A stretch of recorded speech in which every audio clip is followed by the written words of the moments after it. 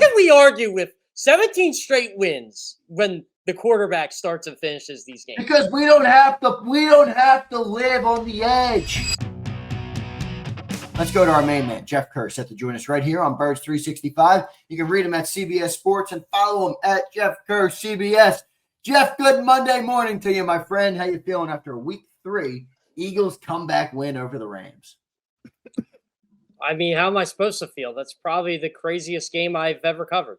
Wow, and I've covered really? some crazy ones. Yeah, wait, you don't get to see walk-off field goal. No, you don't. Too many. I just gotta say, as someone, I talk to Jordan Davis every week.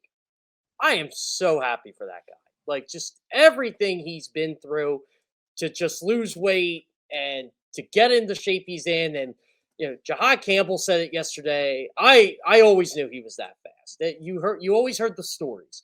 You know, Fred Johnson, I'm happy for his big ass. Like, I just I love it. Like, it was, you heard so many great stories. And even talking to Davis one-on-one after the game yesterday, I said, do you ever think you could run like 18.59 miles per hour? He said, I think I can be faster, honestly. Like, he thought that was slow. People forget the Josh Allen play. When Yeah, it was 345, yeah. 350. For him. Yeah, him and I actually joke about the Josh Allen play every once in a while because remember how exhausted he was after that play? Yeah. I don't think he gets exhausted after those plays anymore. No, well, that's the key, you know, because the whole reason he was picked 13th overall is because he ran, and he mentioned that to Garofolo after the game when he was getting interviewed. He ran a 4.78 at 345 pounds, whatever, which is obscene. That's why he was drafted at 13th overall. And, you know, people projected that into being a better pass rusher, and all of that has to do with technique and conditioning and all that kind of stuff. But he's always been able to run for his size, always. People just got to see it. You know, defensive linemen don't get that opportunity to have that much open field, and he kicked it in. Really an amazing game for Jordan Davis, though. He had the 4th and 1 stuff behind the line of scrimmage. He had the run down the sack of Matthew Stafford's, Jeff, that you talked about. He had the kick return block. And I think he just looks like a force on the interior of that D-line, Jeff. He is really having a good start to his year. I think year number 4 for Jordan Davis right now. I'll tell you what, more on that last play, by the way. I talked to enough players from that field goal block. I was actually talking to Cindy Brown right immediately after the game. I just saw him at his locker, and I just wanted to ask him. I said, hey, you were right behind him. Like, what were you seeing? He goes, honestly, I was just trying to get my spot. And, you know, he said Jordan and Jalen Carter were saying, hey, you know, read the angle, do this, do what we did last time. And he said, they pretty much gave it away to the Rams what they were doing. And Davis decided to audible and just went straight. And he saw that weakness. He saw that Kevin Dotson was out and went after what's the guy's name, John? Zimmer. Yeah, they obviously, but also, you know, Cardi was kicking it low. They also saw that. Yeah, so, did you know this, John? So Davis said to me after the game, I wrote about on CBS Sports, it's coming out today, that him and Carter were actually not lined up together on field goals and like field goal blocks, and Davis recommended they would do that to Michael Clay this week. Yeah, I'm going to be interested. I'm very interested to talk to Michael on. We'll do that tomorrow about that particular, like what goes into that. Like the Eagles called the timeout to ice the kicker, which, you know, generally isn't that big of a deal. But were they talking about it? I think it was mainly just Davis and Carter putting their heads together and saying, all right, this looks like as you mentioned, Kevin Dotson, who's their you know, starting guard, and they had to go to Bo Limmer, who that's who it was, Bo Limmer. That's right. Who evidently is you know, a weak point. You know, similar. You saw it on the other side when Matt Pryor had to come in for Lane Johnson. When you have that weak point, sometimes the whole thing falls apart. And Fred was able to calm that down for the Eagles offensively, Fred Johnson. But when you have that weak point, the whole thing can crumble. And that's sort of what happened to the Rams. But also Cardi, who, again, was phenomenal. I was like, this is the player of the game. His kickoffs are unbelievable. Yeah. Those knuckleballs were great. Oh my God, they couldn't catch it. Yeah, they couldn't catch it. It was almost like funny to watch that we literally couldn't Yeah. feel. Cardi had a tremendous game, and he had 2 block kicks in the fourth. I know. You're saying this guy's going to be the MVP of the game, literally, because the Rams couldn't score, and they kept, Matthew Stafford kept missing layups, and all of a sudden potential touchdowns turned into field goals, and he's banging everything through, and he's got these kickoffs, and you're like, well, this guy's going to be the player of the game. And all of a sudden it's block, a lot of block field goals around the NFL yesterday. So that'll be interesting if people are starting to figure everything out. The master of block field goals, Shelby Harris, had one of the biggest block field goals yesterday in that win over the Packers. Yeah, that was crazy. Also, that was part of my enjoyment yesterday. I work with a big Packers fan, and he hasn't shut up in about 2 weeks. I didn't hear a word out of him yesterday. I'm a big Packers fan, if you haven't heard, but they lost. Yeah, that was ugly. That was ugly. Good teams don't lose to the Cleveland Browns, ladies and gentlemen. Yeah, that's true. That's true. Yeah. You talk about that was block field goal. As you mentioned, with Green Bay in a position to win the game, ugly win, but win the game, and the block field. I'm glad you brought that up because it tells you when you're playing poorly against poor teams or against teams you should beat, and all of a sudden you get a block field. You're winning the game. You're going to walk. You're all patting each other on the back. You get a block field goal, and then the other crappy kicker, who they shouldn't have kept. They should have kept Dustin Hopkins. He banks through a 55-yarder, and you lose. And your jaw is agape. To bring it back to the Eagles, that's why you need the larger margin of error. So I try to tell people all the time, don't put AJ Brown in this bullshit diva narrative. He's a very smart player, he's a very cerebral player. And I think he took his spot because he knew everybody was excited about the win. And said, look, he gave the killer's quote. He goes, we got too many killers on this team, too many good players on this team to play as conservative as we've been playing. Saquon Barkley said the same thing yesterday. I thought it was brilliant, the timing of it. Are the Eagles going to listen? Are the Eagles going to listen? AJ gets it. He really does.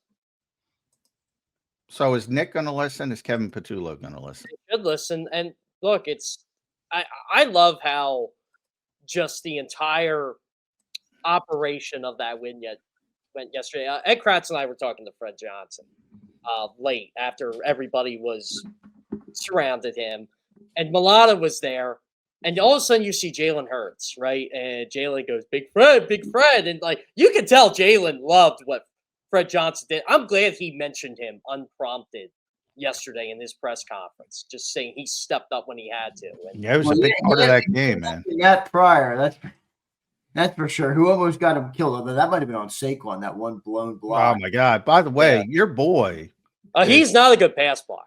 No, oh my God!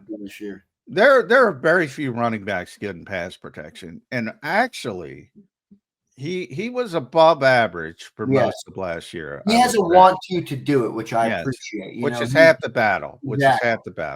Because most guys can't. But he has been brutal this year with pass protection. I call Saquon Barkley. I compare him to Trey Turner. And again, this is me combining both sports here. Trey Turner didn't get paid $300 million to play defense. Well, that's true. And Saquon Barkley didn't get paid $20 million to pass block. It's the way it is. What it is. That's true, but he's got to pick it up a little bit. I agree with you. I agree. And he'll be the first. By the way, he'll be the first to say it. I mean, but he was much better at it last year than he has been early this year. By the way, John, speaking of AJ Brown, let's go back to him for a second. Did he just look like, something?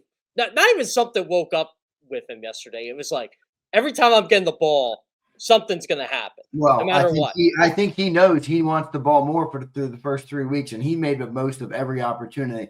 Jeff, I described it. He looked like a man amongst boys. Zander, he had 35 receiving yards on the season through 10 quarters. I know. And then he had 38 on one play. This is where I'll never agree, and I can never subscribe fully, even winning 19 of 20 games. Sorry, that's unacceptable. There's no reason to have 35 yards. But the only point, it is unacceptable. I've said pretty consistently it's unacceptable. But the only point I bring up is it happened last year too, but it didn't happen in weeks 1 and weeks 2. So you don't have these ugly stats, which everybody's obsessed with stats, on a piece of paper early in the season when you can say AJ Brown's got 35 yards through 10 quarters. They had the Baltimore. This was the Baltimore and Carolina game back to back where they threw for like a combined 220 yards or whatever it was. That's what Dallas and Kansas City were. That was the Baltimore and the Carolina game. And then what came next? Pittsburgh. What came next this year? It was this game. Even Washington, they were throwing the ball a lot. Well, yeah, but that was Kenny Pickett. Yeah, but they were sort of throwing it early in that game too before Jalen. Well, they were very successful when Jalen left. They were ahead 7-0, I believe, and going in to score. Yeah, Saquon had the big touchdown run in that game too. So you agree they got to get away from this too conservative mentality. Oh, I think they're too conservative, but I think there's enough. This is my honest opinion on this team, and some of it's based on what I've heard. They just fully believe in the whole, we are not going to beat ourselves, even if we have to be ultra conservative to do that. We are going to let the Los Angeles Rams beat themselves. We are going to let the Kansas City Chiefs beat themselves. Again, Eagles had a turnover yesterday. It led to 7 points, and the Rams still made more errors than they did. Yeah, well, every time they walked off the field at 4th and 1 or 4th and 2 or 4th and 3, Vic Fangio was like, "Ooh, thank you very much. I'll take that bend but don't break. I'll take that field goal right there. 4 straight field goals." By the way, Jeff, why can't the god of football coaching be I knew you were going to mention the dummy that is Nick Sirianni? Yeah. Why can't he find a way? Nick Sirianni's never lost to him. Yeah, 4-0 against Sean McMahon. I'm well aware. Nobody else is aware. I'm well aware. Why?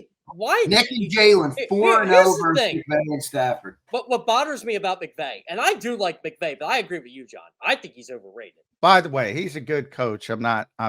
But he is over. So, John, to your point, it's a more encompassing position than people believe. And they look at the team he's great offensive mind. There's more to being a great head coach. Yes. Clearly, Nick is better at the other stuff than Nick is. Do you think people just overrate him because he's like 40 years old and can name everybody on a defense? Well, I mean, to be fair, I know you guys have your criticisms of him, and I do too, because I think he's too conservative in certain moments. But he's 39 years old. He's still one of the youngest coaches in the league. He's been coaching for 8 or 9 years now. He's got a Super Bowl ring. He's got 2 NFC titles, I think. Like, he's got, you know what I mean? Like, he does have a pretty good resume. Look, part of it, I was just embellishing for effect. He's a very good coach. I'm not saying he's not. Yeah. But when literally, because when I talk to people in this league, like, nobody would say Nick Sirianni's a better coach than Sean McVay. And to be perfectly honest, and I'm not even talking about fans, I'm talking about people in the industry. I don't think they get the enormity of the position. Yeah. I don't think they do either. I agree with you, John. Like, look, Nick Sirianni's a better coach than Sean McVay. Nick Sirianni, in my mind, is top 2 in the NFL. Well, John, to your point, and to Jeff, to your point too, but John, you have kind of been talking about this since Nick was hired, where people think the head coaching position is so much less than what it really is. And, all the other stuff is a lot more important than whether he's calling the plays on Sunday, which I know people put stock in, but there's a lot more to that job. And John, you kind of educated me. Yeah, well, I mean, I've been on the CEO coach bandwagon since Tom Coughlin explained it to me many years ago, where I thought that's the proper way to do it. And too many teams are hiring play callers, whether they're offensive play callers or defensive play callers. And the enormity of the position. I mean, there's logistics. There's dealing with the media. You got to set up. You got to massage all these players so everybody thinks, well, AJ's saying this and Saquon's saying this and Jalen's saying. You got to get them all on the same page, and you're worried about, oh, that third down call was too conservative. Like, these people are missing the boat, man. Here's one of Nick Sirianni's CEO decisions, John. Did you know that the Eagles are likely leaving for Tampa on Friday so you can get used to the heat? Yeah, little shit. Is that what they're doing this week? That's what I'm hearing. All that shit. That would surprise me, but yeah, because normally they're like they try. Yeah, I mean nothing's final, obviously, but I know it's under consideration. Yeah, we'll see. I mean, they've had trouble with it. I would actually criticize Nick for that. I haven't heard that, but I would criticize him that because you're playing into it. You're playing into the troubles you had there. If you do that, and you're not going to be able to acclimate to Tampa Heat. So I know the Eagles don't play well against this team, but they don't play well in that stadium. But I'm just going to say this right now. I've watched all 3 Bucs games. They are so lucky they're 3-0. They're living on the same edge the Eagles are living on. And I love this Bucs team, by the way. I love Baker Mayfield. I love how Baker Mayfield. By the way, Mike Evans got hurt. Mike Evans ain't playing. I think Godwin's coming back, and I think potentially who's the guy they were about to maybe Tristan Wirfs might be back. Which would be big for them. I mean, Tristan Wirfs is obviously a big time left tackle. So we'll see about them. That's going to be a great game. By the way, John, did you hear the spite with Baker Mayfield yesterday? He had the quote. Steve Wilkes is the guy who got rid of me in Carolina. And Hassan Reddick, we all know his situation with the Jets. He had a sack today. I love how he just points that out. Yeah. Hassan Reddick's playing pretty good for them down there. Yeah, he is. Hassan Reddick's a good player. He is a good player, but Hassan has a situation with every team. He'll have a situation with Tampa. He will. He'll wear out his welcome there. The situation, that's what I called it. The situation when he was holding in here. It's not Mike the situation. It's Hassan the situation. Yeah. A good guy, though. Hassan's a really good guy. But, hey, and I defended him because you have to take advantage of your – when you have a year like he had here in 2022, you have to take advantage of that. And your leverage and try to get as much money as possible. But John, you know a quietly good game yesterday, by the way? Quinyon Mitchell. Yeah, he was very good. He got beat a couple times, which by the way, I'm a little surprised, but evidently, that tells you the Rams never put him in the slot. But he was. For those who don't obsessed with traveling, he was traveling with Devontae Adams. Yep. And Christian Parker already said, like, if somebody goes in the slot like CeeDee Lamb, we can't travel because they're not going to move him in the slot. But so that tells you another thing about Sean McVay. He's very static, which enables you to do things like that. Boy, yeah. Yeah. Anyway, I need to do a 4-hour show on Nick Sirianni being a better coach. You know what? I want to do a show on. I'm seeing it on my TV right now. Michael Parsons quote: "Even the best Super Bowl champs make mistakes." Oh yeah, well that's true. I agree with him, but nobody, every team makes. How many mistakes did the Eagles make yesterday? At least 4 or 5. All right, 4 or 5. There's about 40 or 50 in the first half alone. Everybody makes mistakes. It's an imperfect game. Jeff, there's something I got to run by. I disagree with Johnny Mack on it this morning. How dare you? I'm joking. We talked about the passing game and how much it came to life in the second half. And you hear what A.J. Brown said at his locker room after the game. We have killers. We don't have to play this way. You heard Jalen Hurts in his post-game press conference with Pam. We showed who we are in the second half. We got to play. We got to stop playing to not lose and play our brand of football. You heard that kind of throughout the locker room yesterday, and you saw what they were capable of doing in the second half. John still thinks this is circumstantial, man, and they're going to play this conservative brand of football. And to his point, they have won 19-20. It's pretty hard to disagree with the results, but Nick Sirianni is a guy that listens to his players. He cares about his players, and now they're all saying, we want to play more aggressive.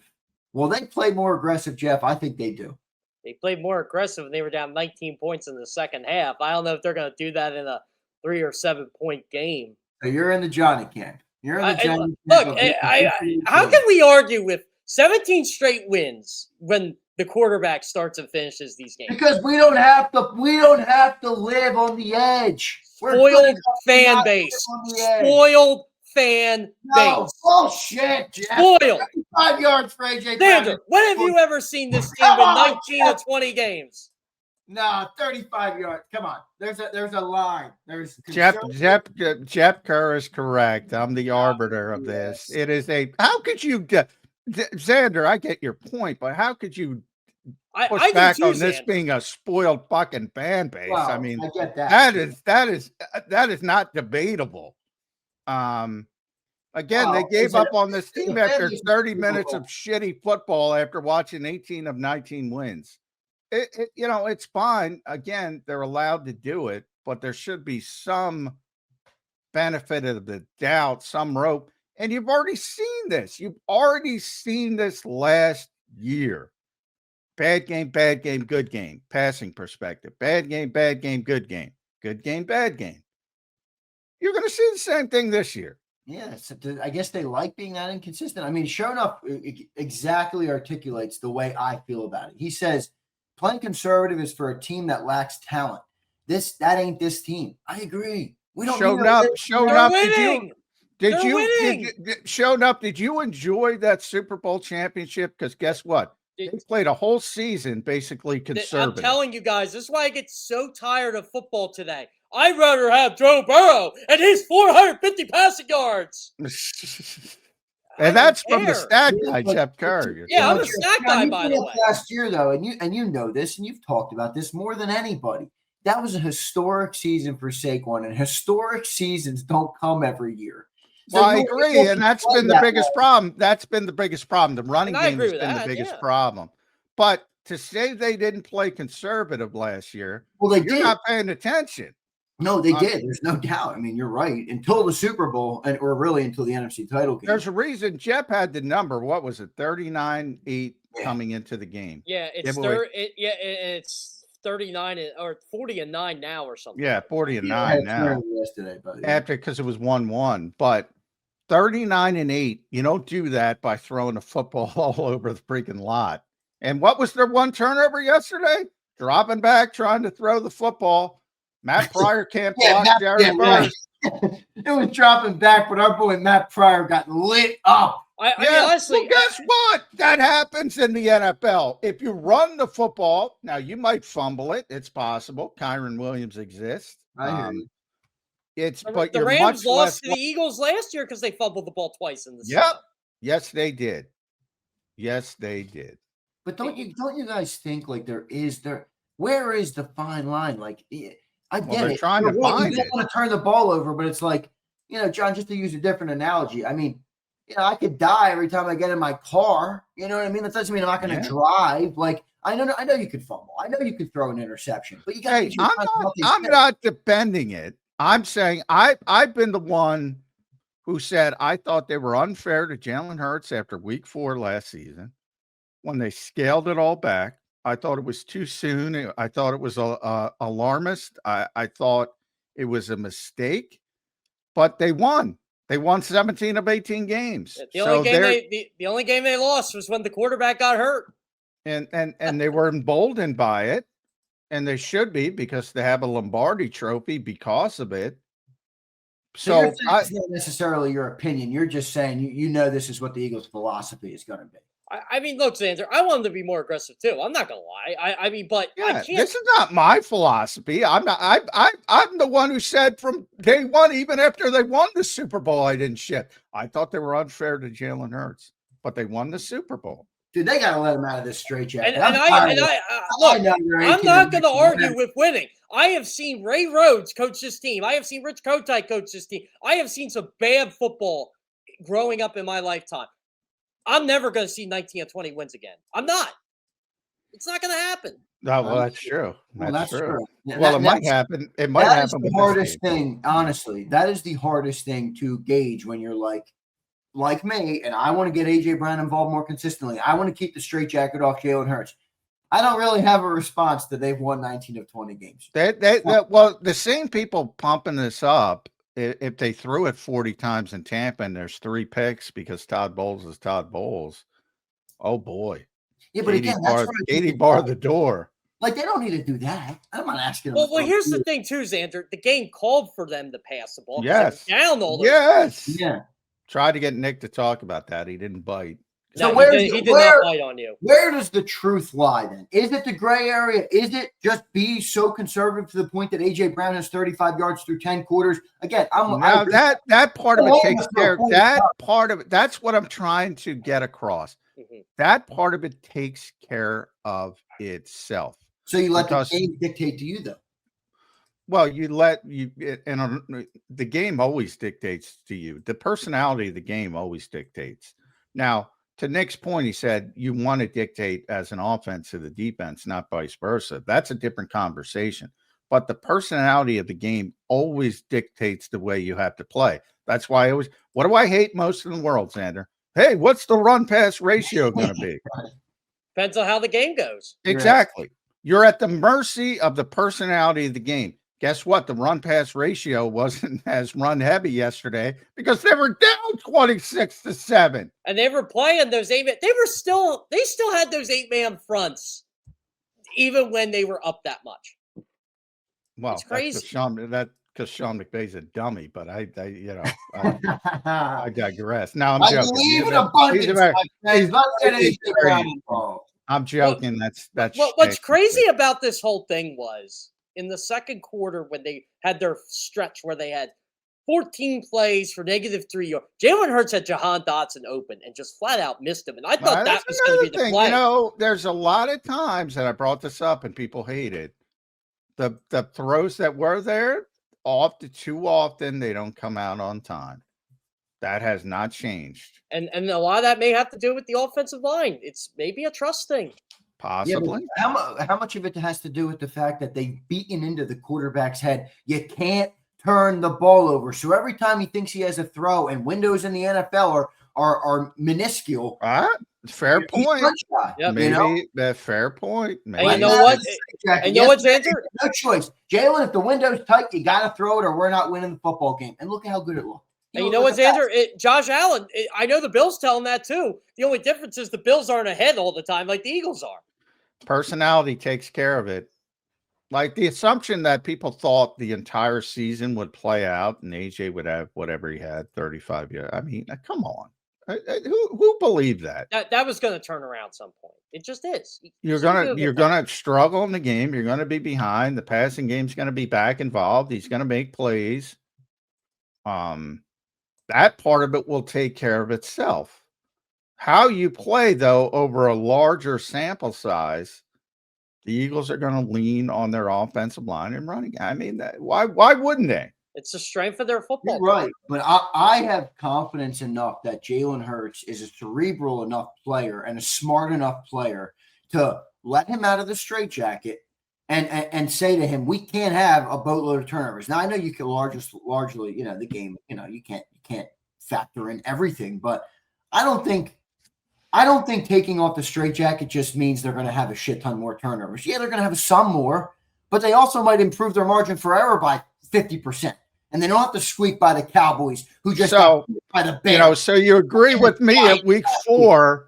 See, nobody agreed with me at week 4. Now everybody's preaching the same thing. Yeah, because you know why? Because their fantasy team ain't doing so well. Because, the turnovers weren't acceptable in Brazil, and they won the game, by the way, last year. Tampa Bay was the real turning point for this team in terms of and Tampa Bay, they didn't have AJ, Devontae, or Lane. That to me was the dumbest narrative of all. By the way, John, did you know? Like I asked Fred Johnson this straight up, and he came up unprompted. And Balada backed him up. He did not play right tackle all week, all season. Last time he played right tackle in the game was that game. Yeah, we knew that. I mean, they were doing left, right.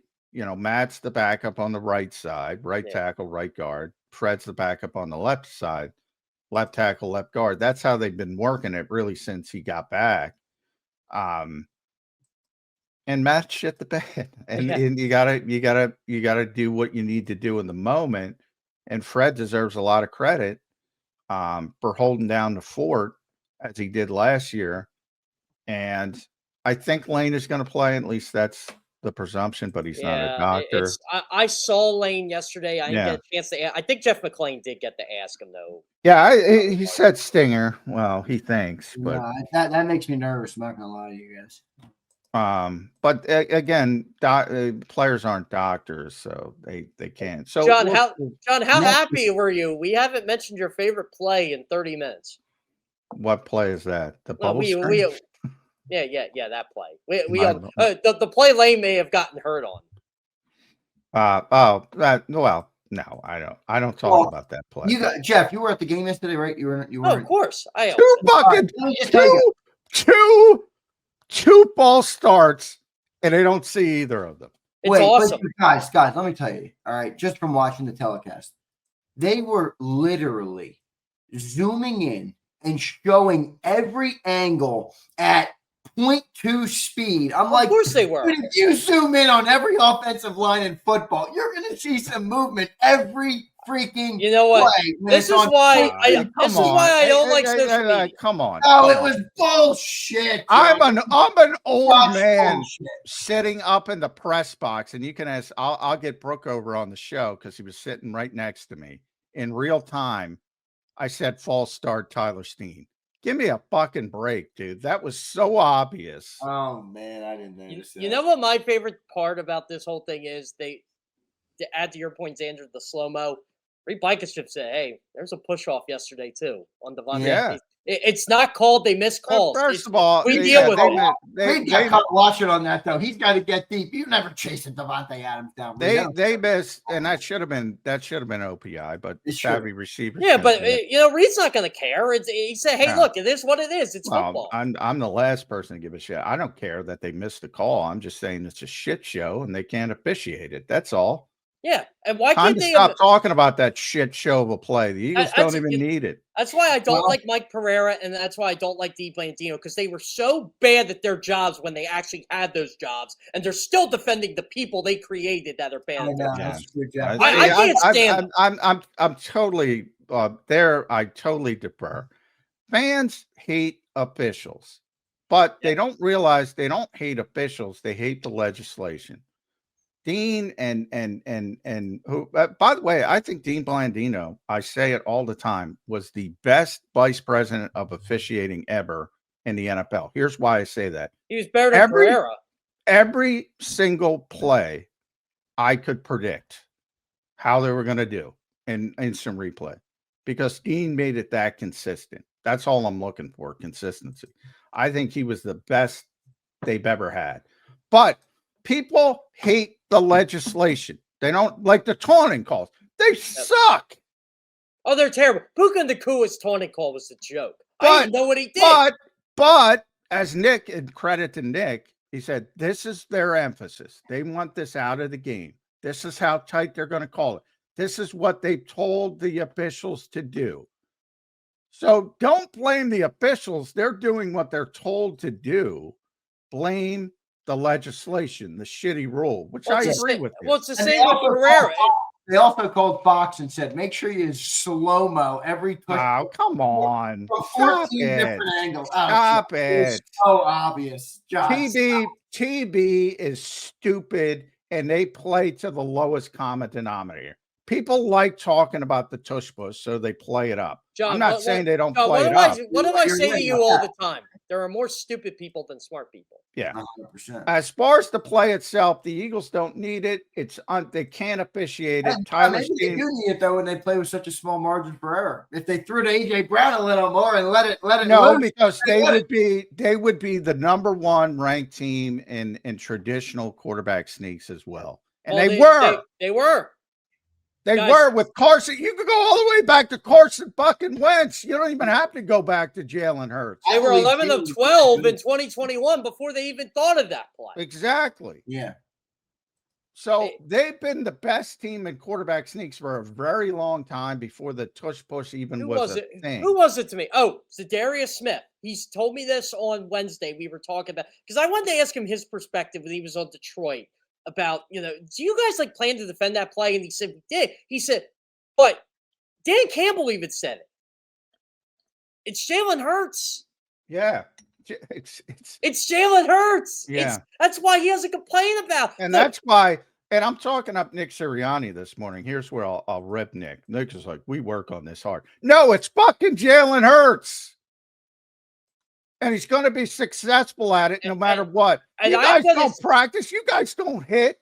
You guys jump off sides. I am going to tell you guys this something too, and John, you know this. Look, I've had experience dealing with people who want to get something removed in sports. People, even if they agree with the play, they'll get it removed to get rid of a competitive advantage for a better team. They just will. I know. Well, it depends. Like I always bring up Bob Gibson in baseball. If at some point the game, it's hurting the game as a whole and it becomes a less aesthetic experience, because ultimately it's entertainment. Ultimately, they're trying to make the game entertaining for the fans. If it gets too boring, in the case of Bob Gibson, too dominant because they lower the pitching mound to make them less dominant. Will Chamberlain, goaltending.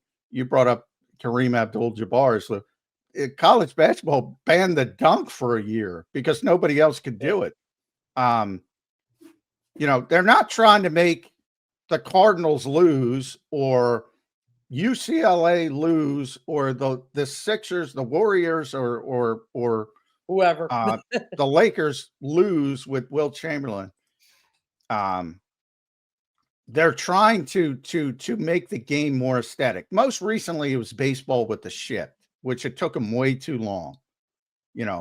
I hated the shift. Personally. Everybody hated the shift. It was the easiest fix ever, and it took them way too long. 2 players on one side of the infield, 2 players on the other side of the infield. Bang! All right, you solved the problem. Ryan Howard was a career 290 hitter before the shift. Yeah, well, there were so many. Now they don't care about batting average, but there were so many good hitters, and they could take the ball either way, and it's just the game was more entertaining. So they're trying to make the game more entertaining. In football, I said the best argument, the only argument I will listen to keep this play in is this stupid, and people get tied up in the NFL's stupid thought process because they're playing public relations. I can stipulate to that. So they make up things. It might be safety. It might be it's too hard to officiate. Aesthetically pleasing, whatever it is. It might be that. Bottom line is they want it out of the game. How do they get it out of the game? That's what they're trying to circumvent. But what the joke about the NFL is they could have the Eagles painting a house on the field and people are going to watch. There's no evidence that boring play is going to stop people from watching this game. Until there is, I don't listen to any of that bullshit. Yeah. That has nothing to do with it. And here's the proof in the pudding. The Eagles had the highest kickoff rating for a kickoff game. I don't care if they were playing the Cowboys. It was still the Eagles. And the Eagles-Chiefs game was the most watched Week 2 game ever on. By the way, they're manipulating those numbers too. Don't even cite. Oh yeah, they are. Numbers. They are. Because now they're conflating streaming viewers with regular viewers, and they're pumping up these numbers. Yeah. They're a fraud. The whole league is a fraud. I can tell you 7 different ways from Sunday. So I don't cite those numbers because I know they're fraudulent. But people watch this game. It's the only thing they watch. They're going to watch it if there's 18 tush pushes and 18 controversies. So that part of it is a lie. Why they want it out of the game is because they can't identify that Tyler Steen is jumping off sides.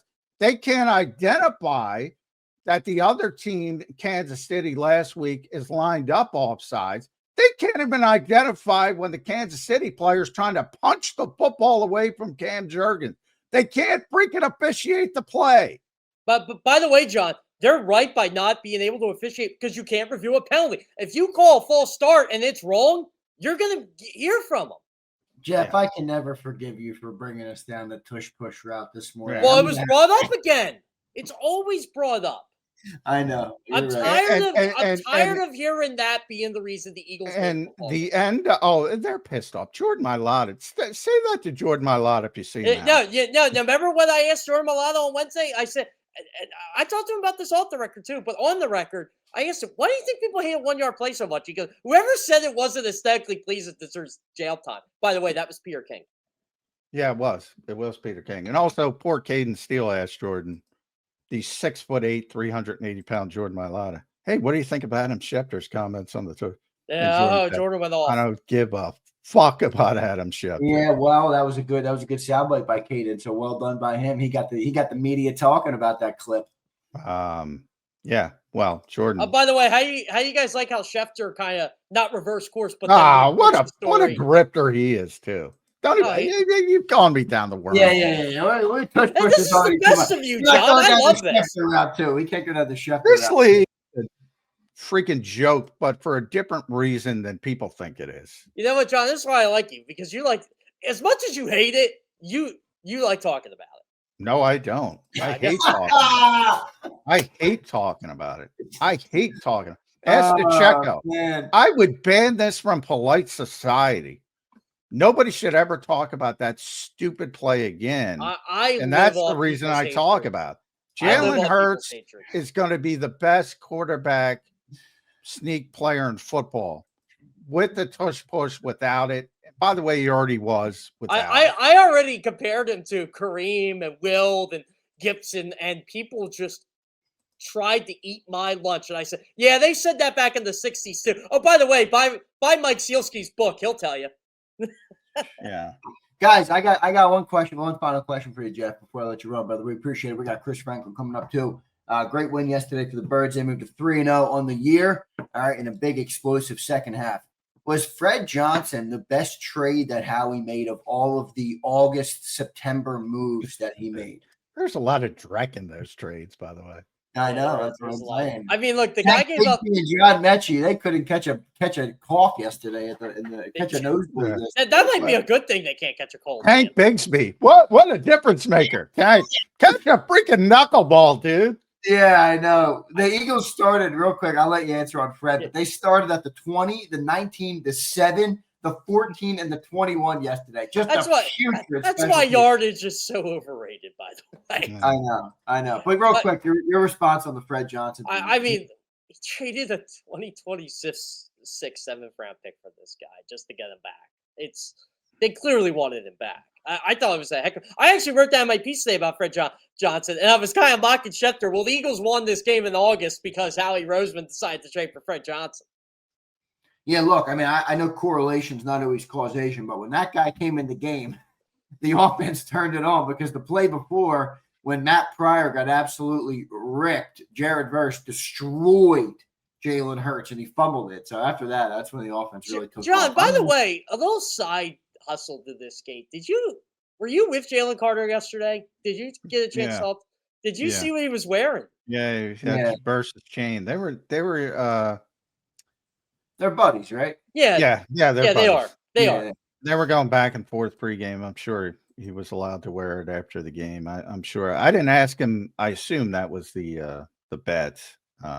Boy, these players, by the way, man, with these chains, man, a lot of money. A lot of money just hanging out there. Fred Johnson gave me one of the best quotes ever. It was, whether I was good enough or not, we'll let the coaches decide. I'm just going to keep stacking those effing days. Yeah, well, to Zander's point, I mean, weakest link, man. Yeah, I mean, obviously, he's not making plays. AJ's out there, but he's enabling AJ. What do I say about offensive football? If you can't block people, you can't play offense. And they lose one guy, Lane Johnson, and they had 4 consecutive 3-and-outs because they couldn't block people. And it could be just one guy. Ask CJ Stroud what it's like to not have. Yeah, exactly. He's a good player. It's very not his good. fault. Very good player. By the way, his interception late yesterday against Jacksonville was one of the games I was watching after the game yesterday. Not his fault. Pressure on the end. Yeah, Josh Hines-Allen was able to get there. Ball knocked out when he threw it, had a receiver open. A lot of games I haven't seen. I'll try to watch some stuff today, but I haven't seen a lot of it because we're bogged down. But I mean, Carolina, what was it, 30-0? Where'd that come from? Michael Penix got benched. Did he?